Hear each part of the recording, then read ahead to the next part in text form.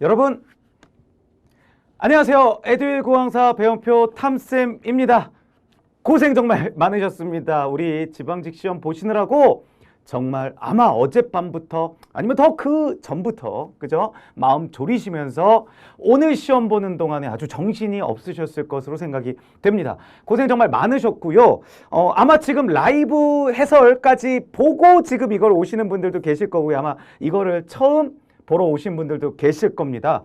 제가 총평에다가도 올려드렸지만 진짜 이번 시험과 관련해서 드리고 싶은 말씀은 매우 튀었다. 그러니까 기존의 방향이 아니다. 이 말씀 정말 드리고 싶습니다. 그러니까 이게 비단 아주 우리가 예전에 봤었던 기출들과 관련해 가지고 지금의 모습이 뭔가 다르다가 아니라 정말 바로 직전에 봤었던 우리 2021년 국가직 9급 있잖아요. 그게 바로 얼마 전에 본 거 아닙니까? 그죠? 그 시험과 비교해 봐도 너무나 다른 방향이다. 근데 충격적인 건 그 시험이나 이 시험이나 출제 기관은 인사혁신처로 같다라는 겁니다. 근데 어떻게 이렇게 유형을 다르게 낼 수 있는지. 근데 이게 지방직이어서 다르게 낸 건 아니에요. 작년 지방직하고도 완전 다른 유형이니까요. 그러니까 정말 튄 유형이다 이렇게 보시면 되겠고요. 근데 뭐 너무 당혹스러워 하실 건 없습니다. 왜냐면 원래 공무원 시험이 좀 그래요. 원래 잘 튑니다. 한 번씩 이렇게 튀는 거예요. 그러니까 기존의 방향을 쫙 유지하다가 한 번씩 이상하게 이렇게 출제될 때가 있는 거예요. 이번에 국어가 그랬다 이렇게 생각하시면 좋겠습니다. 그럼 어떤 방향에서 튀었냐? 일단 문법 문제가 너무 적게 나왔어요. 그죠? 작년 지방직 9급이 6문제가 문법이 나왔거든요. 이번에 몇 문제 나왔냐? 그냥 3문제라고 얘기하는 게 좋을 것 같아요. 그러다 보니까 뭐 작년에 비하면 절반이죠. 그러니까 물어야 될 영역들이 있잖아요. 딱 문법과 관련해서 물어봐야 될 포인트 영역들이 있잖아요. 이걸 못 짚은 거예요. 그러다 보니까 이게 문법을 이론화시켜서 내는 이런 문제들을 찾아보기가 어려워요. 그래서 기존의 방향과는 좀 다르다. 그러니까 기존의 방향에서 문법 문제가 출제되더라도 이론을 좀 심도 있게 묻고 그 핵심적인 부분과 관련해서 그 이론을 건드리는 문제들이 이번 21년 국가직만 해도 국가직 9급만 해도 뭐 두음법칙과 관련된 거 아니면 불규칙 규칙 활용과 관련된 문제 뭐 의탈락과 관련된 문제 이런 것들 그러니까 이론화돼서 우리가 공부 열심히 했어야 되는 그런 영역을 짚어보는 이런 문제들이 당연히 출제가 됐었죠. 그런데 이번에는 문제 수도 절반으로 거의 줄었고요. 그리고 그런 부분들을 좀 심화해서 묻지를 않고 있습니다. 그래서 우리 학생분들께서 좀 첫 번째 당혹스러우셨을 수 있다. 그 다음에 두 번째는 슬프게도 한문 문제가 출제되지 않았습니다. 한자 문제가 출제되지가 않았어요.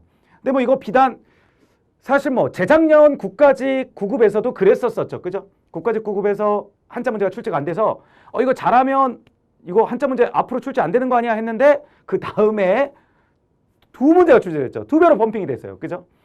그리고 올해 국가직 9급에서 당연히 한자 문제 출제됐습니다. 그러니까 이게 지금 뭔가 유형이 바뀌었다라기보다는 그냥 한번 튀는 그러니까 마치 우리 재작년에 국가직 9급 문제가 좀 튀었듯이 이렇게 한 번씩 튀는 유형이다 이렇게 보시는 게 좀 더 정확한 판단이 되실 겁니다.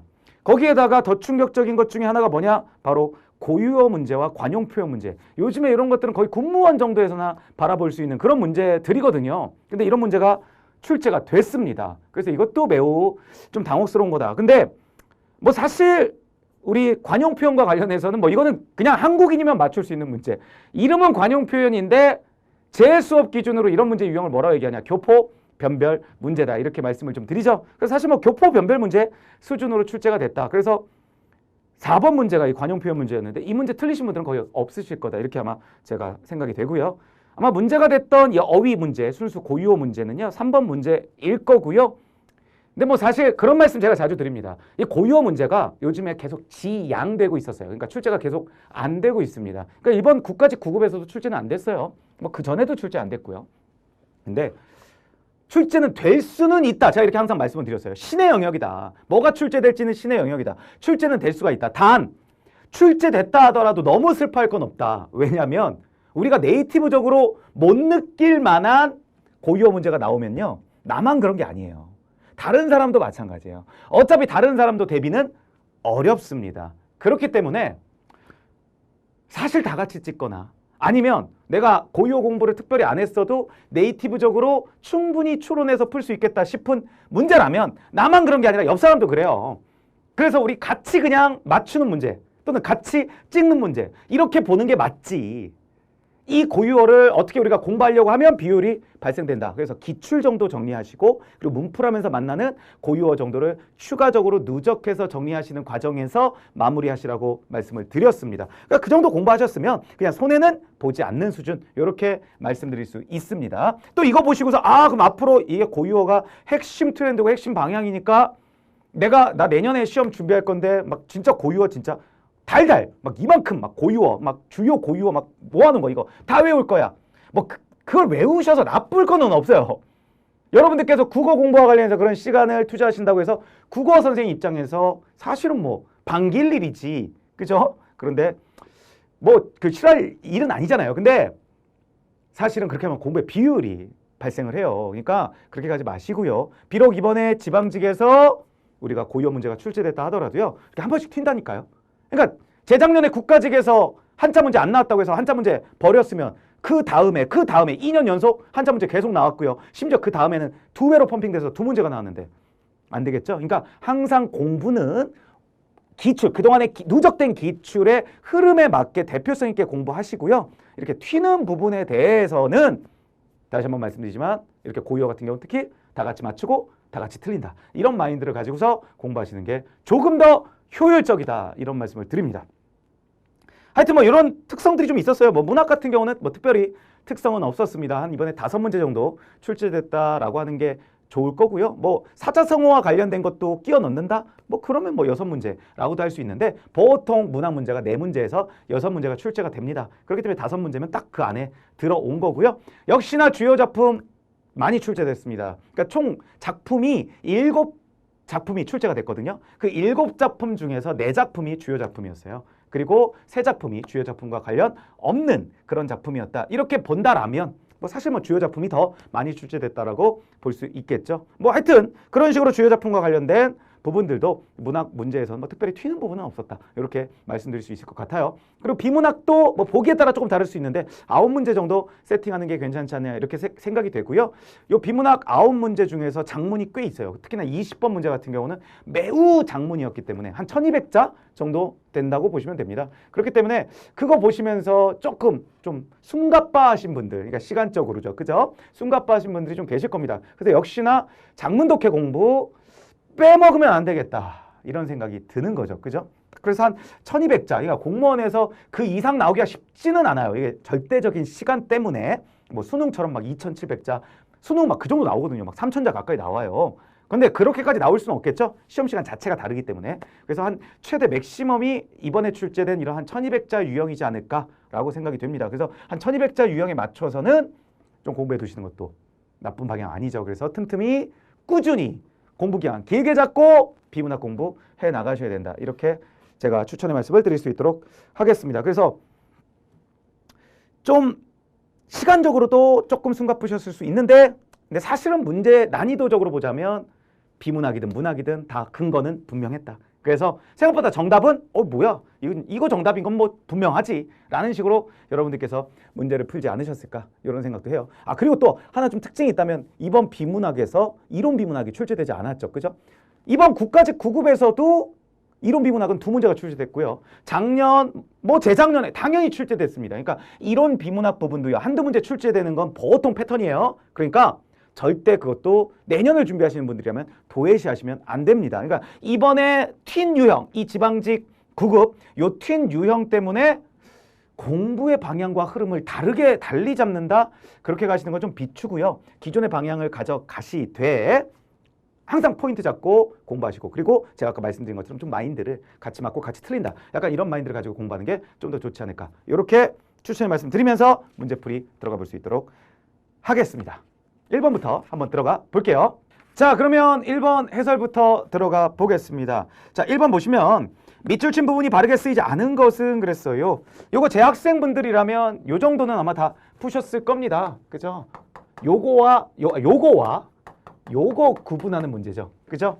요거는 우리 요거. 그죠? 왜인지의 줄임말이죠. 왜인지의 줄임말일 때는 요걸 써요. 요거를. 그죠? 근데 나머지는 다 뭐 쓰는 거예요? 요거죠. 그러니까 웬일은 요걸 쓰셔야 된다. 그 다음에 2번 결혼식이 몇 일이야? 이거 조심하셔야죠. 이것도 제가 몇 번 말씀드렸습니다. 요거를 요렇게 쓰면 어떤 문제가 생기냐면 얘가 실질 형태소예요, 형식 형태소예요. 실질 형태소죠? 그러면 요 치읓이 그냥 못 올라가요. 그러니까 일단 음끝귀에서 올라가야 되죠. 그죠? 요렇게 해서 올라가게 되니까 발음을 어떻게 해야 되냐면 몇일 이렇게 해야 되거든요. 근데 우리가 일상에서의 발음이 몇일이 아닙니다. 그러니까 발음 너무 안 맞아요. 그러니까 어떻게 한 거예요? 며칠이라고 하는 단어를 그냥 만들어 버린 거예요. 그래서 며칠로 적어야 된다. 이 말씀 너무 많이 드렸습니다. 그죠? 이거 아마 틀리신 분들 거의 없으실 거고요. 그 다음에 박인, 요거는 좀 헷갈리셨을 수 있어요. 요게 박이다가 기본형이거든요. 요게 기본형입니다. 요게 손바닥, 발바닥 따위에 굳은 살이 생기다라는 뜻이에요. 그러니까 모르셨었을 수도 있습니다. 근데 확실한 건 정답이 2번이 너무 분명하다라는 거. 그죠? 그 다음에 4번 같은 경우는 을에, 이거는 정말 모르시면 안 돼요. 제 제자 학생분들이면. 왜죠? 제가 이거 특별히 요 애 들어가는 거 조심할 단어로 적어드렸었죠. 뭐 을에, 뭐 돌멩이, 뭐 이런 시리즈 기억나시죠? 요 애가 붙는 요 단어들, 뭐 째째하다, 뭐 이런 거 적어드린 바가 있습니다. 우리 기본서에 적어드렸어요. 이거 꼭 기억해 주셔야 됩니다. 그죠? 그러면 1번은 특별히 문제 없으셨을 겁니다. 그 다음에 2번도 보세요. 이거 조사에 쓰인 거와 관련된 건데 로서와 로서를 구분하는 거죠. 일단 로서는요. 요거는 자격이죠. 그죠? 로서는요. 수단, 방법인데 제가 이거 문풀 같은 거 할 때 말씀드렸어요. 여기다가 플러스 뭐 시간을 세마다라는 의미도 로서라고 말씀드린 바가 있습니다. 이거를 기억하셔야 돼요. 시간을 세마다도 로서다. 그러면 이거 가지고 구분해 보시면 1번 언니는 아버지의 딸로서, 로서가 아니라 로서, 자격이겠죠. 2번 대화로서 서로의 갈등을 푼 거니까 그건 수단이겠죠. 오늘로써 그 일이 끝나고야 말았다. 그렇죠. 시간을 셈하고 있습니다. 4번 시험을 치르는 것이 이로서가 아니라 이로써가 되겠죠. 그래서 정답은 3번. 요거 핵심과 관련된 거 잘 나왔고요. 요 3번이 문제 녀석이죠. 요거 좀 어떻게 결과가 좀 날지 모르겠네요. 이게 왜 문제 녀석이냐면요. 이게 반나절 때문이죠. 그죠? 이것 때문인데 사실 이걸 출제 의도는 뭘로 보이냐면 이게 한나절이 두 가지 의미가 있거든요. 이 한나절이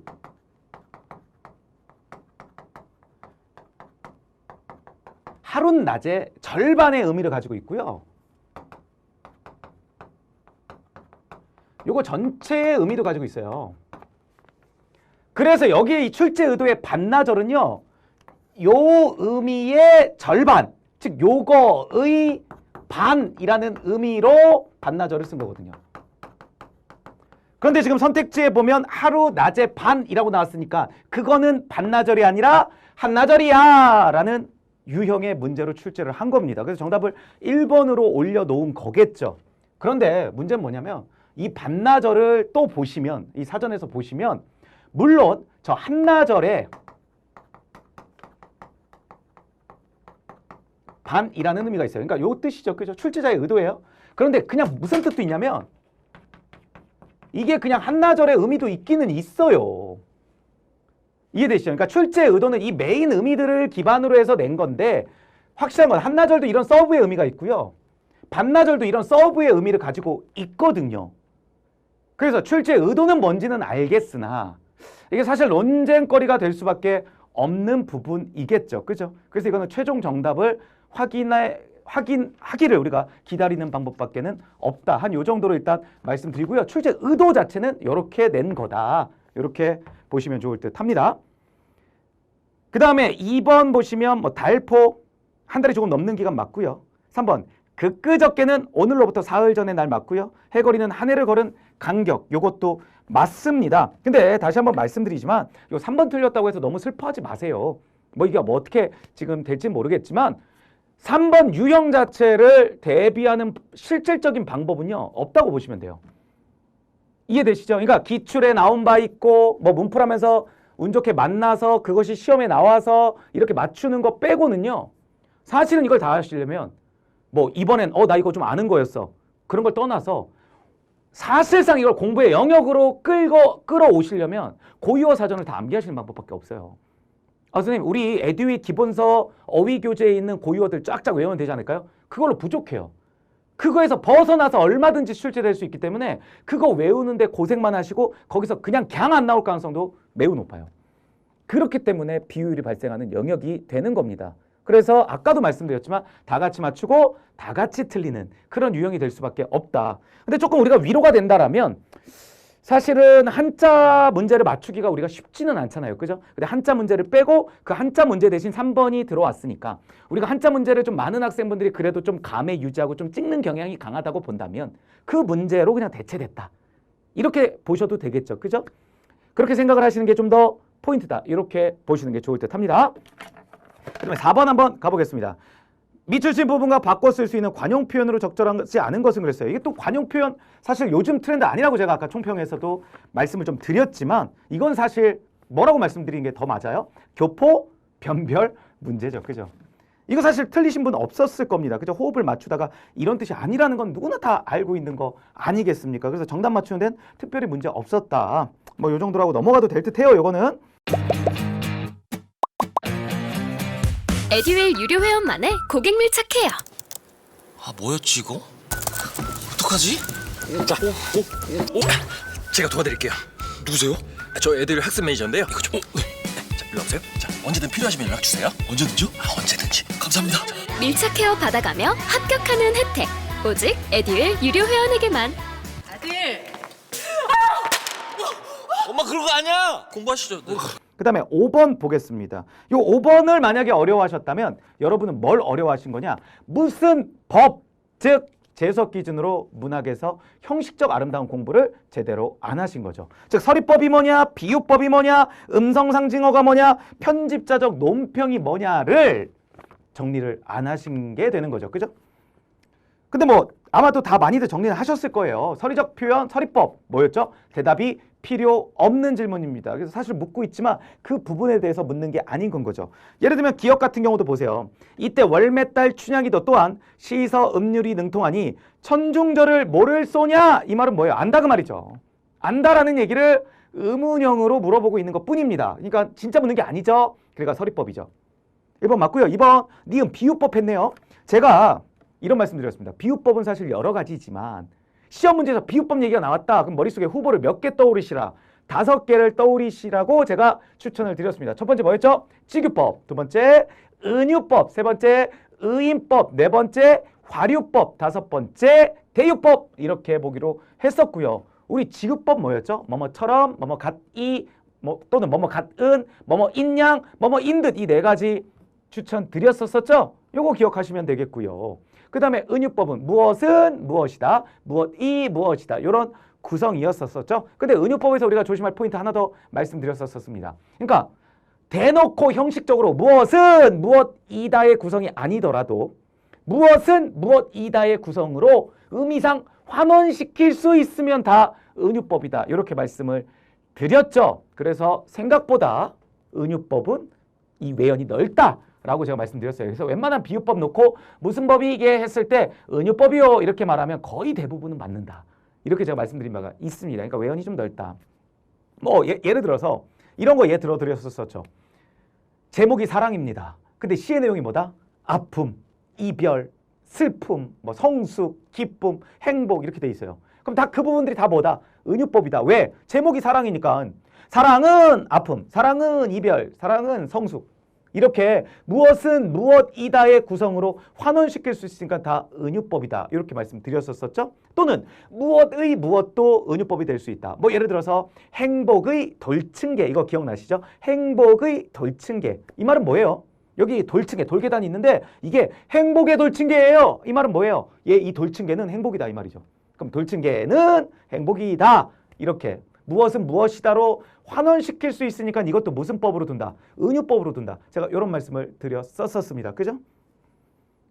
그 다음에 우리 뭐 의인법, 사람이 아닌 것을 마치 사람인 것처럼 표현한 건데 사람만 할 수 있는 표현으로 표현한 거. 그죠? 요거 의인법이었고요. 화류법, 생명이 아닌 것에 생명을 불어넣는 게 화류법인데 단 조심하실 게 사람은 비록 생명체지만 사람을 생명체, 다른 생명체, 즉 식물이나 동물처럼 표현한 것도 화류법의 범주에 들어갈 수 있다. 이거 제가 조심할 포인트로 말씀드렸었습니다. 그 다음에 대유법은 속해 있는 작은 것으로 그 전체를 대신해서 표현한 거, 이거 대유법이다. 이렇게 말씀드렸었죠. 그죠? 뭐 이런 시리즈들 기억해 보시면 좋습니다. 그렇게 본다면 니은의 비유법 쓰였나요? 쓰였죠?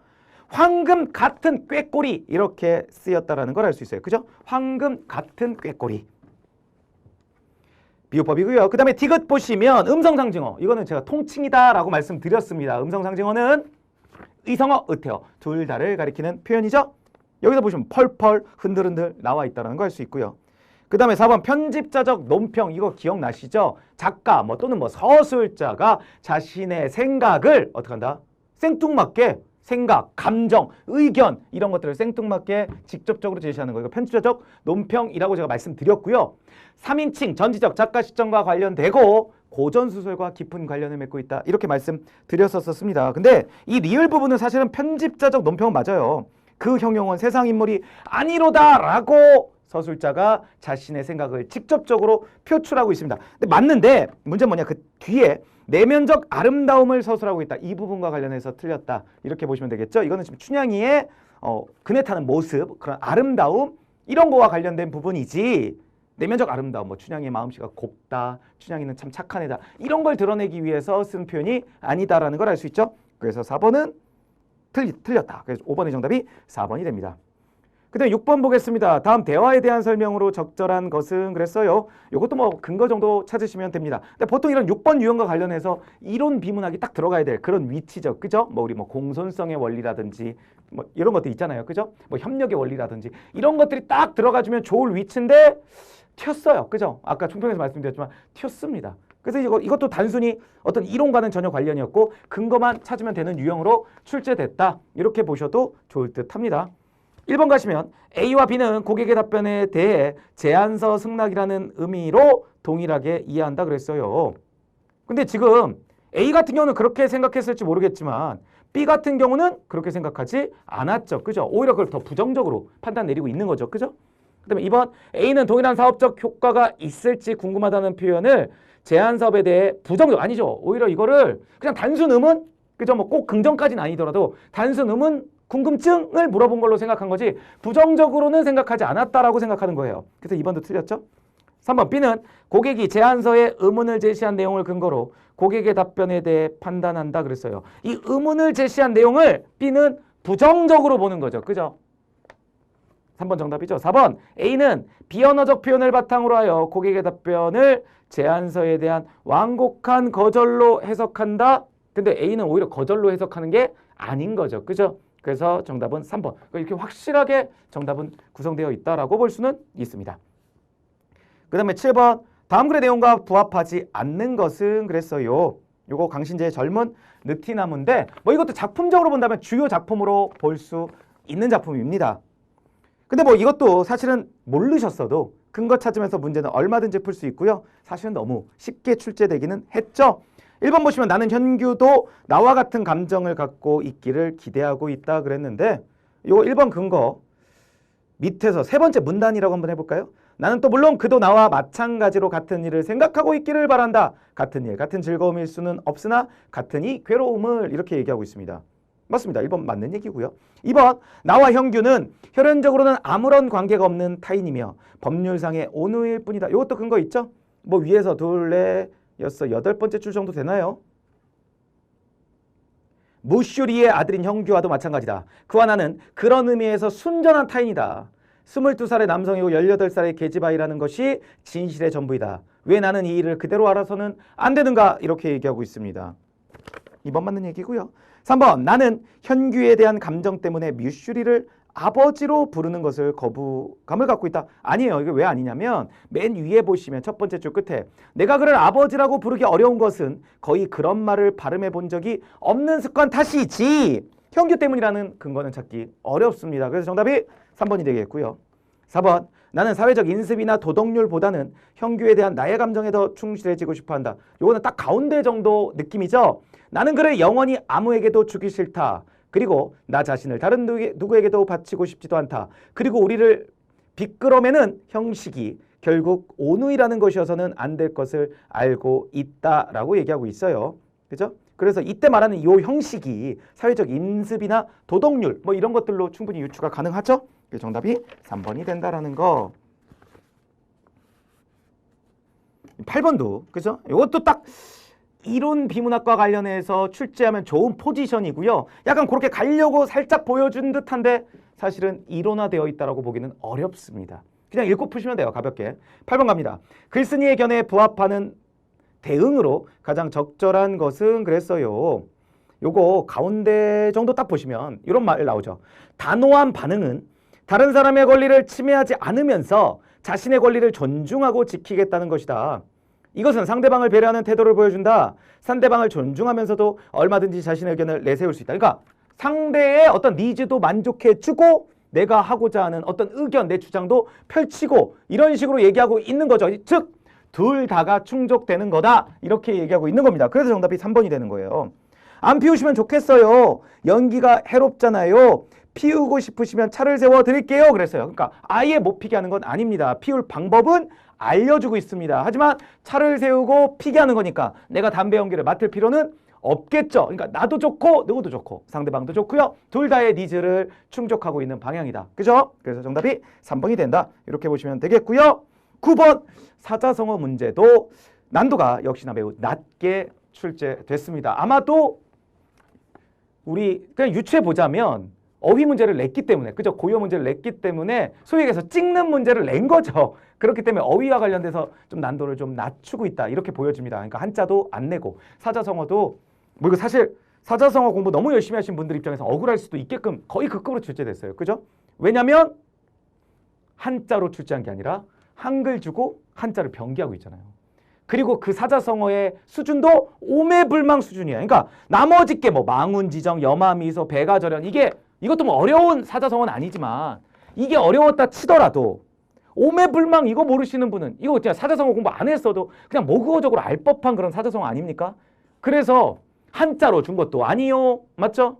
한글 주고 한자를 변기한 수준으로 출제했고요. 거기에다가 너무나 쉬운 사자성어를 정답지로 선택을 하고 있습니다. 아마도 어휘 문제 냈고 이런 것들을 통해서 난도를 좀 조정하려고 하는 것으로 개인적으로는 좀 추론됩니다. 왜냐하면 찍는 문제를 냈기 때문에 이렇게 보여져요. 그 다음에 10번 가보겠습니다. 가와 나에 대한 설명으로 적절하지 않은 것은 그랬어요. 요 가는 아까 제가 라이브 해설에서도 좀 말씀드렸지만 길제의 작품이죠. 고려의 망국과 관련돼 있고요. 그것에 대한 한 어떤 무상함, 인생무상 이런 거와 관련된 시조다. 초주요 작품이죠. 그죠? 이 정도 지금 해석 안 되시는 분들은 아마 없으실 거고요. 아마 조금 주요 작품 정리 안 하셨다면 나를 못 만나신 분들도 계실 거예요. 근데 나를 못 만나시면 안 돼요. 왜냐면 기출된 바도 있고요. 그리고 주요 작품이니까 해석해드린 적도 있고 문제풀이에서 만난 적도 있습니다. 그래서 아마 제 제작생분들 같은 경우는 못 만나셨을 리는 없는데 만약에 못 만나셨다면 공부를 해야 될 양을 정확하게 진행 안 하셨다. 제가 이렇게 좀 단호하게 말씀드릴 수 있을 것 같아요. 그래서 주요 작품 정리도 필요하다. 이런 말씀을 좀 드립니다.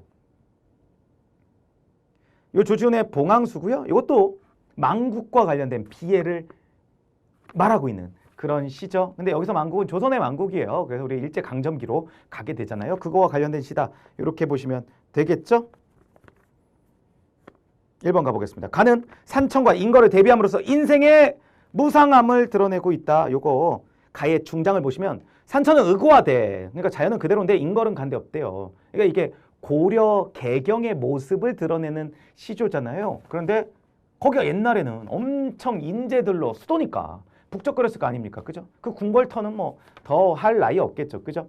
그런데 지금은 그 사람들은 없고요. 그 예전에 그 자연 모습만 그대로다. 대비된다. 아, 인생은 참 인간의 이런 인생, 인간의 역사는 참 무상한 거구나. 인생 무상! 이런 것들이 지금 들어가 있는 그런 시다. 그죠? 1번 맞죠? 2번 나는 쌍용과 봉황을 대비함으로써 사대주의적 역사에 대한 비판적 시각을 드러내고 있다 그랬는데 요 나에 대해서 미리 정리해 두신 분들은 뭐 이거 너무나 당연히 맞는 얘기하고 넘어가셨을 건데 이 나에 대해서 정리 안 하신 분들 같은 경우는 사실은 좀 헷갈리셨을 수 있어요. 왜냐면 이게 근거가 막 너무나 명확하거나 그러지는 않거든요. 그래서 사실 살짝 고민되셨을 수는 있다.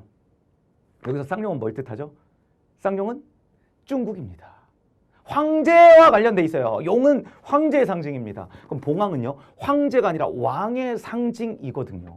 그럼 우리나라는 쌍용을 모시느라고 스스로 쌍용이지를 못했다 그거예요. 조선시대 동안에. 그죠? 사대한 거죠. 그죠? 그래서 봉황임을 자처한 겁니다. 그러다가 결국 일제한테 강제 병합을 당했잖아요. 그죠? 그러다 보니까 뭐 그런 것들을 이제 비판하는 거죠. 결국 사대주의 하더니 결국은 이렇게 패망했다. 그죠? 나라를 잃었다. 그래서 사대주의적 역사에 대한 비판적 시각을 드러내고 있는 시 맞습니다. 그 다음에 3번 가와나 모두 선경 후정의 기법을 사용하고 있다. 선경 먼저 경치를 얘기하고 후정 뒤에 정서를 읊고 있는 거겠죠. 그죠?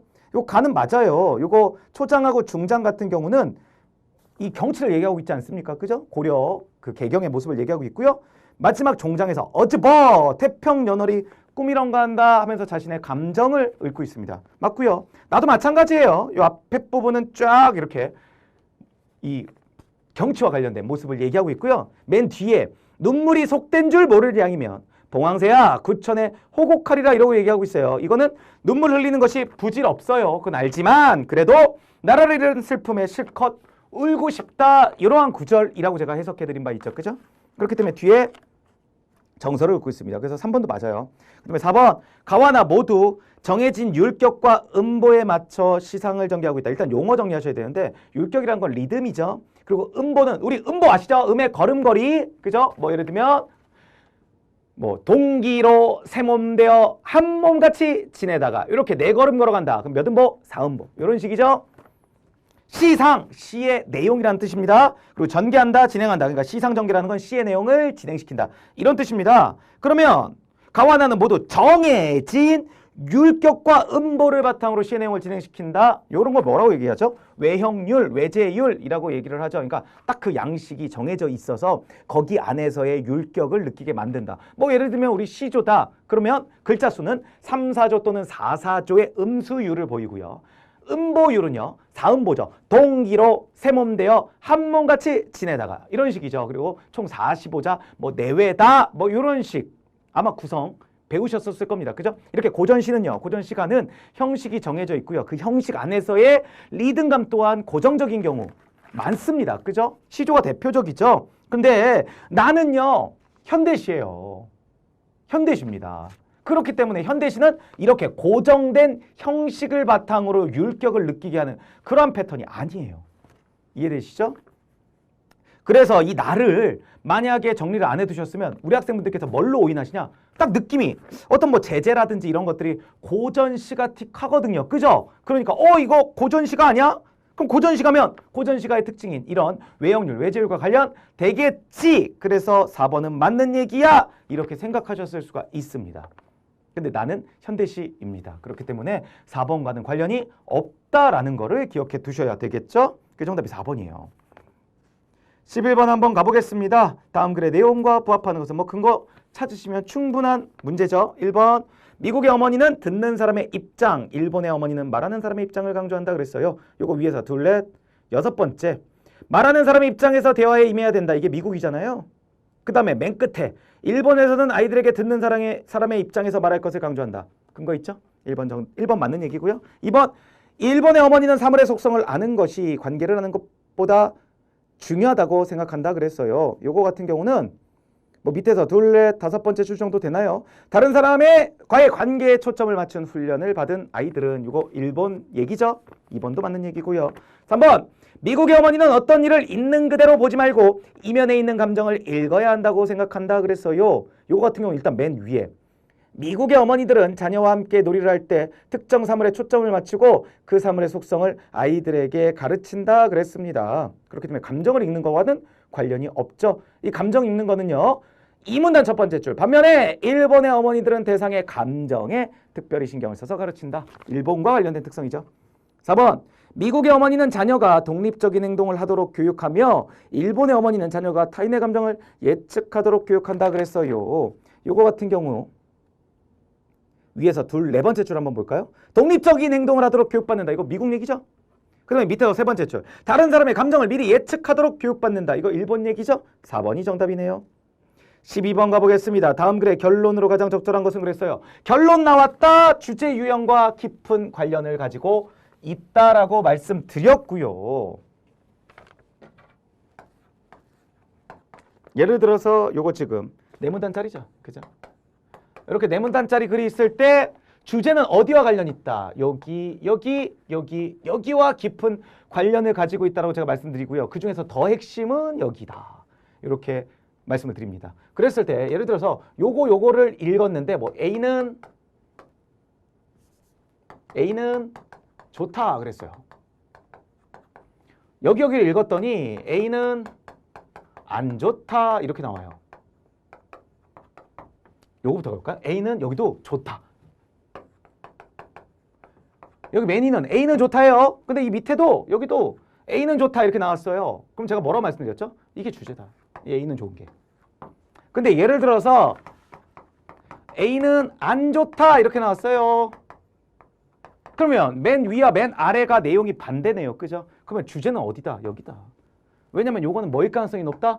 통념을 제시할 가능성이 높다. 일반적으로 이러이러하다 하면서 그걸 비판해 나가는 글일 가능성이 높은 거죠. 그러니까 결론적으로 마지막에 이런 얘기하는 거겠죠. 그러니까 주제는 어디에 다 있겠어요? 여기에 다 있게 되는 겁니다. 이 12번 문제가 딱 요런 유형이죠. 맨 위에 한번 볼게요. 1문단 맨 위에. 인공지능은 비즈니스 패러다임을 획기적으로 바꾸고 있다. 뭐 인공지능은 이렇게 광범위하게 쓰인다면서 1문단 끝에도 한번 보실게요. 인공지능은 배우면서 성장할 수도 있다. 인공지능이 사람보다 똑똑해질 수 있을지도 모른다. 그러니까 여러 인공지능의 효용에 대해서 막 얘기하고 있어요. 그러면 이게 포인트인가 했는데 마지막 문단 보시면 메뉴에 이와 같이 기계에 의존해서 인간이 살아가는 사례는 오늘날 우리의 두뇌가 게을러진 것을 보여주는 여러 사례 가운데 하나일 뿐이다. 부정적으로 얘기하고 있고요. 맨 마지막도 보세요. 인간을 태만하고 나태하게 만들어 뇌의 가장 뛰어난 영역인 상상력을 활용하지 않도록 만드는 것이다 그랬어요. 그러면 맨 위와 맨 아래가 지금 요 유형이죠. 그럼 주제는 어디? 여기와 관련이 있다. 즉 인공지능을 비판하는 내용이 이 글의 핵심입니다. 그러니까 그 뒤에 결론으로 가장 적절한 것은 당연히 2번이겠죠. 2번 읽어보시면 인공지능 AI로 인해 인간의 두뇌가 게을러지는 부작용이 발생하게 될 것이다. 이렇게 되는 겁니다.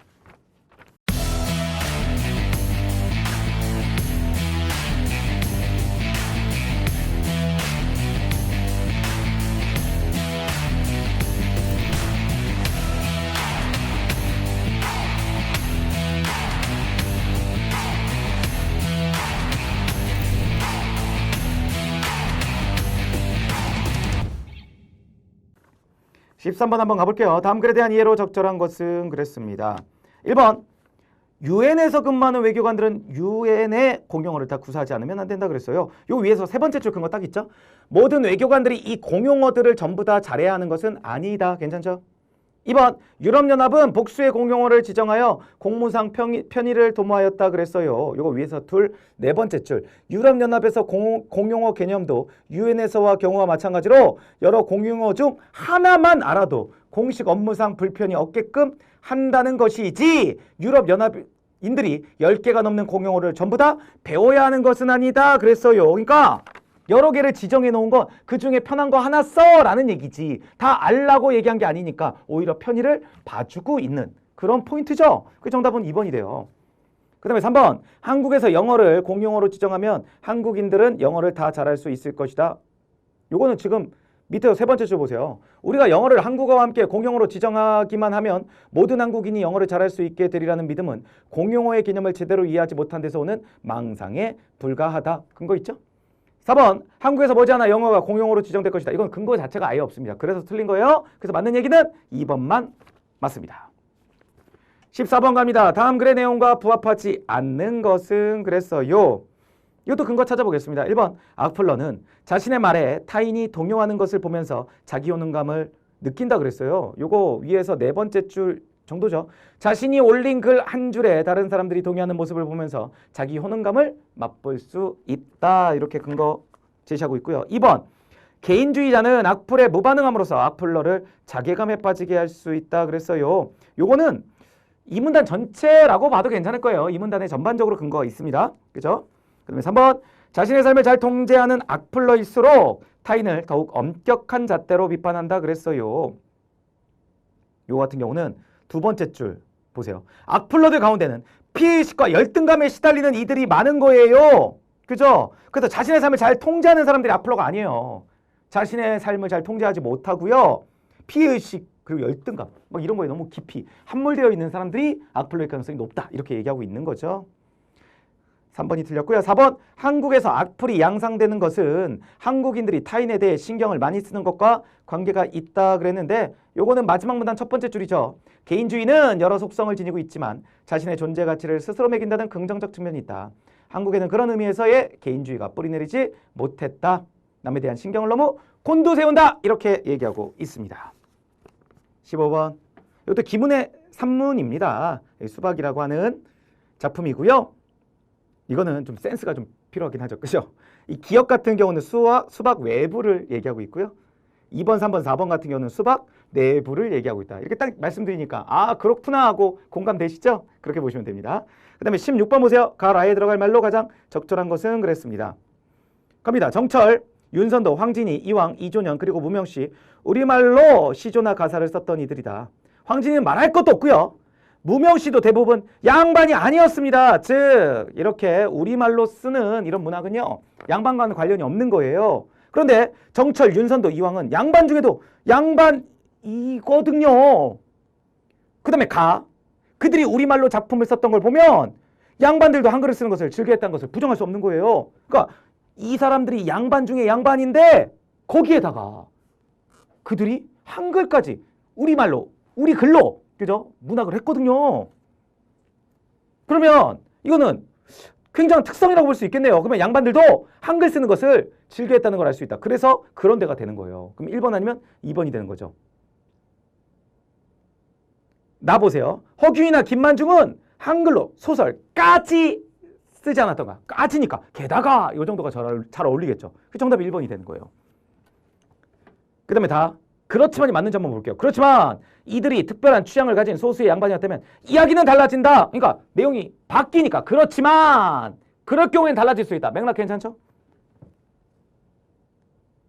우리말로 된 문학작품을 만들겠다는 생각을 가진 특별한 양반들을 제외하고 대다수 양반들은 한문을 썼기 때문에 한글을 모를 수도 있었기 때문이다. 실학자 박지원이 당시 양반 사회를 풍자한 작품 호질을 한문으로 쓰여있다. 호질은 한문으로 쓰여있다. 그러나 한 번 더 볼게요. 한 가지 분명한 것은 양반 대부분이 한글을 이해하지 못하는 상황이었다면 정철도, 이왕도, 윤선도도 한글로 작품을 쓰지 않았을 것이라는 사실이다. 괜찮네요. 맥락 괜찮습니다. 그래서 정답이 1번이 되겠죠. 자, 17번 가보겠습니다. 가라의 고쳐쓰기 방안으로 적절하지 않은 것은 그랬어요. 뭐 이거 사실 정답 고르시기가 매우 쉬웠을 것으로 생각이 됩니다. 왜냐하면 제가 수업 시간에 했었던 메인 패턴에서 나왔거든요. 이거 기억나시죠? 납부, 수납 조심하자.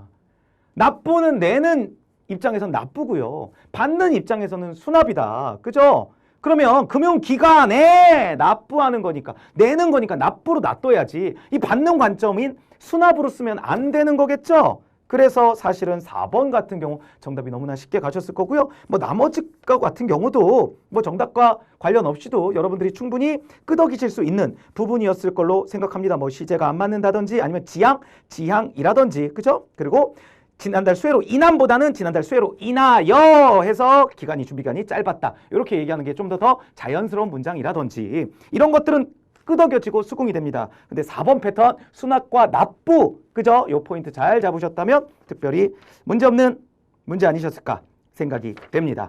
그 다음에 18번 가보겠습니다. 다음 글을 잘못 이해한 것은 그랬어요. 이 이강백의 느낌 극락 같은은 사실 주요도 아니다가 살짝 애매하기는 합니다. 그러니까 원체 유명하고 자주 이제 문학교과서 같은 데 등장하는 작품이기는 한데 뭐 주요냐 아니냐 한다면 좀 살짝 애매한 포지션 이렇게 생각하시면 되겠고요. 사실 정답은 3번 동현은 부처님 형상을 독창적으로 제작하는 인물이다. 요거 너무나 정확한 근거가 있기 때문에 이게 틀렸다라는 건 뭐 당연히 알 수 있습니다. 그죠? 정답이 3번이라는 건 알 수 있어요. 그러니까 두 번째 서연 있잖아요. 자네가 본뜨려는 부처님 형상은 누가 언제 그렸는지 몰라도 흔히 있는 것을 베껴 놓은 걸세. 그런데 자네는 그 형상을 또다시 베껴 만들 작정이군. 독창적이지 않다라는 걸 알 수 있습니다. 그죠? 그 정답이 3번인데 제가 드리고 싶은 말씀은 4번에서 그 형식과 내용 논쟁이죠. 이게 사실 저한테 배우신 적 있어요. 이거 우리 단원별 문풀에서 아예 우리 문제집에 있습니다. 그죠? 내용, 형식 논쟁이라는 걸 저한테 배우셨었고요. 이 내용과 관련된 게 박영희, 형식과 관련된 게 김기진이다. 요거 기억나세요? 이 박영희와 김기진 간의 논쟁 뭐였냐? 우리 카푸 기억나십니까? 조선 프롤레타리아 예술가 동맹입니다. 그죠? 1920년대에 결성된 좌파 문학이다. 이렇게 생각하시면 되겠죠. 그래서 좌파적 이데올로기, 그죠? 그것을 이루기 위해서 문학이 일정한 역할을 해야 된다라는 생각을 가지고 모인 작가들이라고 보시면 됩니다. 그런데 그들 사이에도 다소 그 접근에 있어서의 어떤 차이가 있었던 거죠. 이 박영희 같은 경우는 어떤 그런 이데올로기를 이루기 위한 그 메시지 자체가 중요하다. 그러니까 예술적 형식보다는 메시지 자체가 중요하다고 생각하는 거예요. 그러니까 이게 내용이에요. 근데 이 김기진은 물론 이 좌파 이데올로기를 위해서 문학이 일정 역할은 해야 되지만 그래도 예술은 예술이잖아요. 그죠? 그렇기 때문에 예술적 형식도 중요하다라고 보는 입장인 거예요. 이 둘의 논쟁이 내용 형식 논쟁입니다. 근데 누가 이겼다고 했어요? 박영희가 이겼다고 했죠. 그래서 카푸의 방향성이 이쪽으로 급격히 기울게 돼요. 이렇게. 이런 말씀을 제가 단원별 문풀할 때 말씀드렸어요. 딱 그 내용이 나온 건 거죠. 근데 뭐 정답은 너무나 분명하게 3번이기 때문에 정답은 고르셨겠지만 4번 읽으시면서 이거 뭐야? 이거 좀 낯선데? 이렇게 생각하신 분들도 계실 수 있다. 하지만 제 제자 학생분들이라면 이것마저도 낯설지 않으셨을 겁니다. 그러면 동현이 어디겠어요? 여기겠죠. 그 다음에 서연이 여기겠죠. 그죠? 이 서연은 그 부처님의 형상이 중요한 게 아니라 그 안에 담겨있는 메시지가 중요한 거죠. 그러니까 그 내용이 중요한 거죠. 그죠? 부처님의 말씀과 뜻이 중요한 거죠. 근데 이 동현은 어때요? 그 형식, 그 외적인 모습 이런 것들도 중요하다고 보는 입장인 거죠. 그래서 짝이 이렇게 이어지게 됩니다. 그 다음에 19번 글의 통일성을 고려할 때 가에 들어갈 말로 가장 적절한 것은 그랬습니다. 요거는 정답이 4번인데 어디를 보면 아실 수 있냐? 딱 가운데쯤에 가운데 방바닥 쪽의 차가운 공기는 온돌에 의해 따뜻하게 데워지므로 위로 올라가고 위로 올라간 공기가 다시 식으면 아래로 내려와 다시 데워져 위로 올라가는 대류 현상으로 인해 결국 반전체가 따뜻해진대요. 그런데 벽난로 방식은요. 상체와 위쪽 공기를 데워요. 그러면 위쪽 공기는 뜨거워요. 뜨거운 공기는 위에 계속 있다. 그러니까 어떻게 한다? 섞이지 않는다. 즉 대류 현상이 일어나지 않게 되는 거겠죠. 그래서 4번 상체와 위쪽에 따뜻한 공기는 차가운 바닥으로 내려오지 않기 때문에 대류 현상으로 바닥 바로 위 공기가 따뜻해지지는 않는다. 이렇게 가시면 되겠죠. 그 다음에 20번 가보겠습니다. 다음 글에서 추론할 수 있는 것은 그랬어요. 요게 한 1200자 정도 출제된 매우 공무원 시험 치고는 초장문 지문이고요. 근데 문제 난도 자체는 높지 않았기 때문에 큰 거 찾으면서 푸실 수 있었겠지만 아마 시간적으로 쫄리신 분들이 좀 계셨을 수 있어요. 시간적으로 좀 쫄렸다. 그래서 이 문제를 온전히 읽을 시간이 없었다. 그럴 때 여러분들이 선택할 방법은 뭐였죠?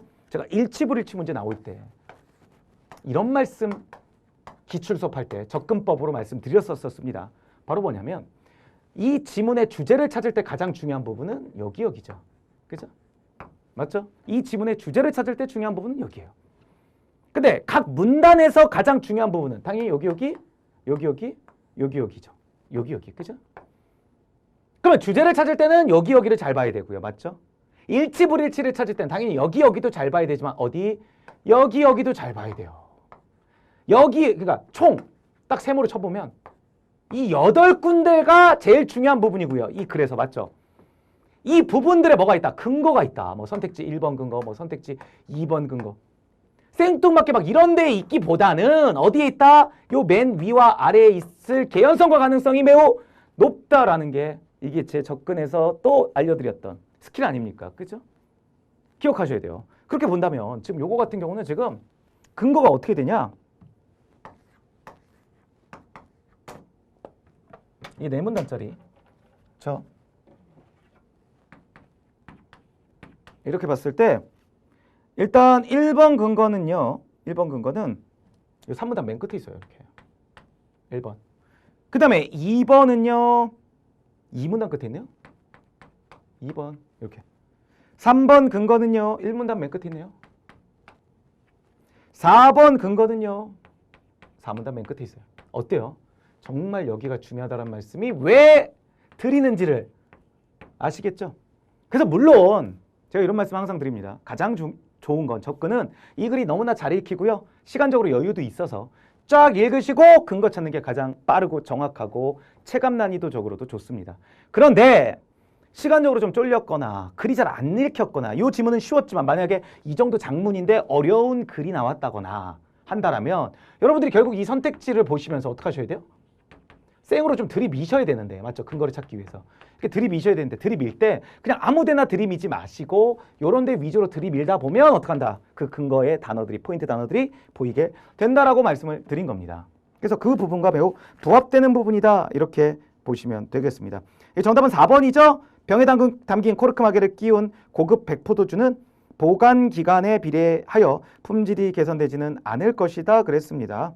요 맨 끝에 보시면 시간이 흐를수록 품질이 개선되는 것은 일부 고급 적포도주에만 한정된 이야기라고 분명히 제시하고 있습니다. 그러니까 백포도주하고는 관련이 없다라는 걸 알 수 있겠죠. 그러니까 이 근거, 정답 근거도 어디 딱 여기 지금 나오고 있다는 걸 알 수 있는 거죠. 그죠? 그래서 글 잘 못 읽었어도 사실은 이거 그냥 너무나 쉽게 풀 수 있는 급이다. 이렇게 보시면 되겠습니다. 자, 이렇게 하면 우리가 2021년 지방직 9급 기출을 해설해 봤습니다. 아까도 말씀드렸지만 좀 매우 튀는 유형이었지만 이 튀는 방향이 절대적 방향이다 이렇게 생각하시고 공부를 세팅하시는 내년 시험 준비 학생분들이 계신다면 그 방향보다는 일반적으로 우리가 지금까지 쭉 기출됐었던 그 흐름대로 공부하시고요. 이렇게 나올 수도 있는 개연성을 염두에 두시고 그냥 공부하시는 방향, 요거를 제가 추천드릴 수 있도록 하겠습니다. 그래서 큰 틀을 흔들지 마시고요. 기존의 트렌드와 흐름에 맞게 공부해 나가시기를 마지막으로 추천드리겠습니다. 오늘 시험 보신 분들 고생 많으셨고요. 그리고 또 내년에 시험 보실 분들 앞으로 또 1년 동안 고생 많으시겠네요. 열심히 파이팅 해주시면 감사하겠습니다. 저는 또 다른 해설 강의, 다른 수업에서 인사드릴 수 있도록 하겠습니다. 여러분 오늘 수고 정말 너무 레알 많으셨습니다. 수고하셨습니다.